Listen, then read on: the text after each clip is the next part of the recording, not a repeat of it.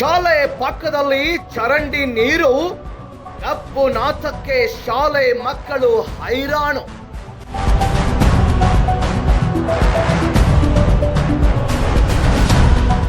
ಹೌದು, ಯಾದಗಿರಿ ಜಿಲ್ಲೆಯ ಹುಣಸಗಿ ತಾಲೂಕಿನ ಕಾಮನಟಗಿ ಗ್ರಾಮ ಪಂಚಾಯತ್ ವ್ಯಾಪ್ತಿಗೆ ಬರುವ ಬಲಶೆಟ್ಟಿಹಾಳ್ ಗ್ರಾಮದ ಸರ್ಕಾರಿ ಮಾದರಿ ಪ್ರಾಥಮಿಕ ಶಾಲೆಯ ತಡೆಗೋಡೆಗೆ ಹೊಂದಿಕೊಂಡ ಚರಂಡಿ ಕಪ್ಪು ನಾಥಕ್ಕೆ ಸರ್ಕಾರಿ ಶಾಲೆಯ ಮಕ್ಕಳು ಹೈರಾಣಾಗ್ತಿದ್ದಾರೆ.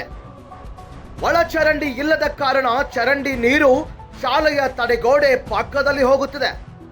ಮಕ್ಕಳಿಗೆ ಪಾಠ ಮಾಡುವಾಗ ಸ್ಮೆಲ್ ಬರ್ತಾ ಇದ್ರೂ ಶಿಕ್ಷಕರಾಗಲಿ ಮಕ್ಕಳಾಗಲಿ ಯಾರ ಮುಂದೆ ಹೇಳದ ಸ್ಥಿತಿಯಲ್ಲಿದ್ದಾರೆ. ಯಾದಗಿರಿ BEO ಸಾಹೇಬ್ರೆ, ಸ್ವಲ್ಪ ಈ ಸುದ್ದಿ ನೋಡಿ ಸರ್ಕಾರಿ ಶಾಲೆಯ ಮಕ್ಕಳ ಸ್ಥಿತಿ. ಈ ಚರಂಡಿಯಿಂದ ಸಾಂಕ್ರಾಮಿಕ ರೋಗಗಳಿಗೆ ಆಹ್ವಾನ ಕೊಟ್ಟಂತಾಗಿದೆ. ಈ ದೇಶದ ಗೌರವಾನ್ವಿತ ಪ್ರಧಾನಮಂತ್ರಿ ನರೇಂದ್ರ ಮೋದಿಜಿಯವರು ಸ್ವಚ್ಛ ಭಾರತ್ ಮಿಷನ್ ಅಭಿಯಾನವನ್ನ ಜಾರಿಗೆ ತಂದರೂ ಕೂಡ ಅದು ಇಲ್ಲಿ ಮರೀಚಿಕೆಯಾಗಿದೆ.